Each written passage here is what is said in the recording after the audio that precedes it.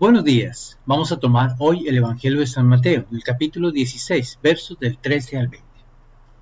En aquel tiempo, cuando Jesús llegó a la región de Cesarea de Filipo, hizo esta pregunta a sus discípulos: ¿Quién dice la gente que es el Hijo del Hombre?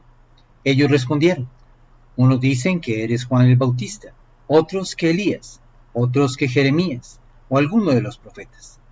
Luego les preguntó: ¿Y ustedes, quién dicen que soy yo?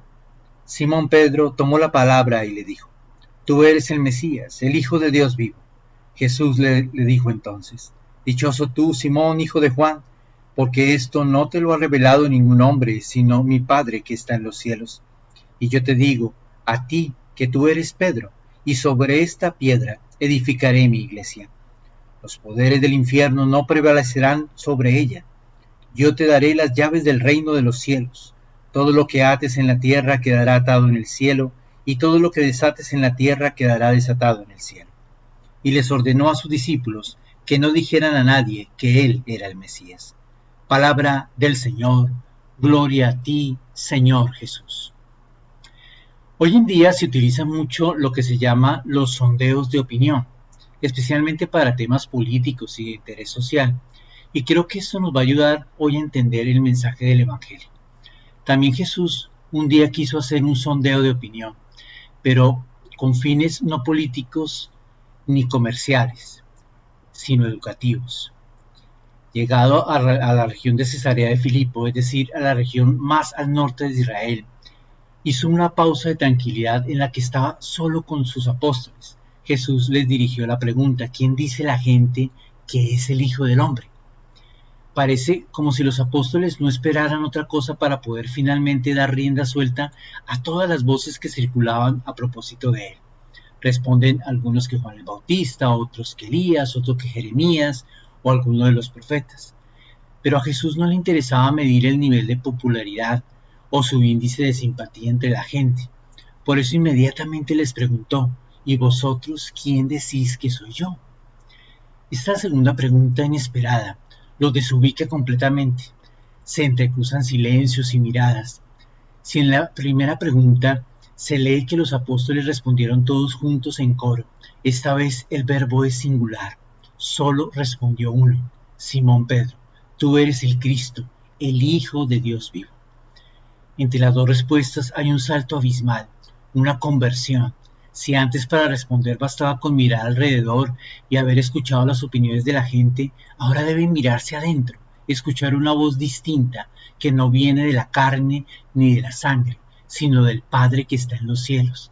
Pedro ha sido objeto de una iluminación de lo alto. Se trata del primer auténtico reconocimiento, según los evangelios, de la verdadera identidad de Jesús de Nazaret. El primer acto público de fe en Cristo de la historia. Pensemos en el surco que deja un barco. Se va ensanchando hasta perderse en el horizonte, pero comienza con una punta, que es la misma punta del barco. Así sucede con la fe en Jesucristo. Es un surco que ha ido ensanchándose a lo largo de la historia hasta llegar a los confines de la tierra. Pero empieza con una punta, y esa punta es el acto de fe de Pedro que hoy se narra en el Evangelio. Tú eres el Cristo, el Hijo de Dios vivo. Jesús usa otra imagen, la roca, la piedra. Tú eres Pedro, y sobre esta piedra edificaré mi iglesia. Jesús cambia el nombre a Simón, le llama Pedro, la roca. La verdadera roca, la piedra angular, es y sigue siendo el mismo Jesús, pero una vez resucitado y ascendido al cielo, esta piedra angular, aunque presente y operante, es invisible. Es necesario un signo que la represente, que haga visible y eficaz en la historia ese fundamento firme que es Cristo. Y este será precisamente Pedro, y después de él, el que haga las veces de él, el Papa, sucesor de Pedro, como cabeza del colegio de los apóstoles. Pero volvamos a la idea del sondeo. El sondeo de Jesús, como hemos visto, se desarrolla en dos tiempos y contiene dos preguntas fundamentales. Primero, ¿quién dice la gente que soy yo? Y segundo, ¿quién dicen ustedes que soy yo? Jesús no parece dar mucha importancia a lo que la gente piensa de él. Le interesa saber qué piensan sus discípulos. No permite que se escondan tras opiniones de otros. Quiere que digan su propia opinión, desde su corazón, desde su propia experiencia. La situación se repite casi idéntica el día de hoy. También hoy la gente, la opinión pública tiene sus ideas sobre Jesús. Jesús está casi de moda en los medios de comunicación. Miremos lo que sucede en el mundo de la literatura, del espectáculo, del cine. eh, cada año. Cada año salen novelas o películas con una propia visión, a veces retorcida o desacralizada del mismo Cristo, a veces de una manera soterrada e indirecta.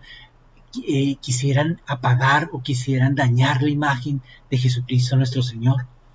Luego están los que se quedan en el medio, como la gente de su tiempo. Cree que Jesús es uno de los profetas, una persona fascinante.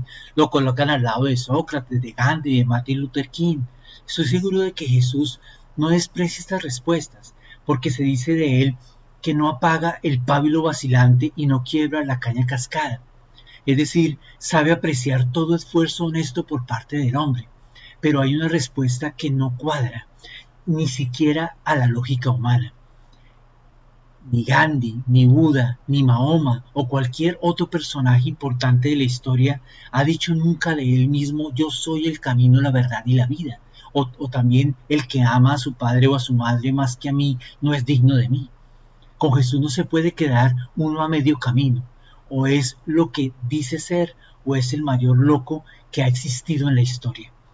No hay medias tintas. Existen edificios y estructuras metálicas. Creo que una de ellas es la Torre Eiffel de París, hechas de tal manera que si se toca un cierto punto o se traslada cierto elemento, se derrumba todo. Así es el edificio de la fe cristiana, y ese es el punto neurálgico de toda nuestra fe, la divinidad del mismo Jesucristo. Pero dejemos las respuestas de la gente y vayamos a los no creyentes. No basta con creer en la divinidad de Cristo, es necesario también testimoniarla. Llevémonos esta frase para reflexionarla en el día de hoy. Quien conoce a Cristo y no da testimonio de esta fe en Él, sino que la esconde, es más responsable ante Dios que el que no tiene fe. Porque el que no tiene fe finalmente, pues no lo puede testimoniar, porque no cree. Pero el que cree, el que ha tenido una experiencia personal con Jesús y se queda callado y no lo testimonia, sobre todo con sus actos, pues sencillamente es una falta mayor ante el Señor. Y recuerden que el Señor algún día le dijo también a sus apóstoles: el que me niegue delante de los hombres, yo también lo negaré delante de Dios. Porque a Jesús, el que lo conoce, el que lo ha percibido, el que ha tenido una experiencia con Él, no lo puede negar, no puede quedarse callado, no puede seguir viviendo como antes vivía, antes de conocerlo a Él. Su vida se transforma, sus palabras se transforman, su manera de hablar, su manera de actuar es otra, y empieza a testimoniar a un Jesús vivo que vive dentro de su corazón y que lo hace ser otra persona, lo transforma. Ningún personaje en la historia transforma a los seres humanos, solamente Jesucristo, porque Él es el Dios, el Hijo de Dios vivo. Señor, gracias por revelarnos la verdad de tu divinidad. Gracias porque creemos en ti, porque sabemos, Señor, que Dios Todopoderoso se hizo hombre por nosotros, que Dios Todopoderoso sigue vivo y actuante en la iglesia. Gracias, Señor, porque todos los días nos hablas, porque todos los días nos invitas a dar testimonio. Danos la fuerza, danos el Espíritu Santo para saber testimoniar lo que creemos, lo que sentimos y lo que vivimos contigo, porque te amamos con todo el corazón y vale la pena hablar de ti, porque tú eres el Hijo de Dios. Amén. El Señor esté con vosotros, y la bendición de Dios Todopoderoso, Padre, Hijo y Espíritu Santo descienda sobre vosotros y os acompañe siempre. Un feliz día para todos.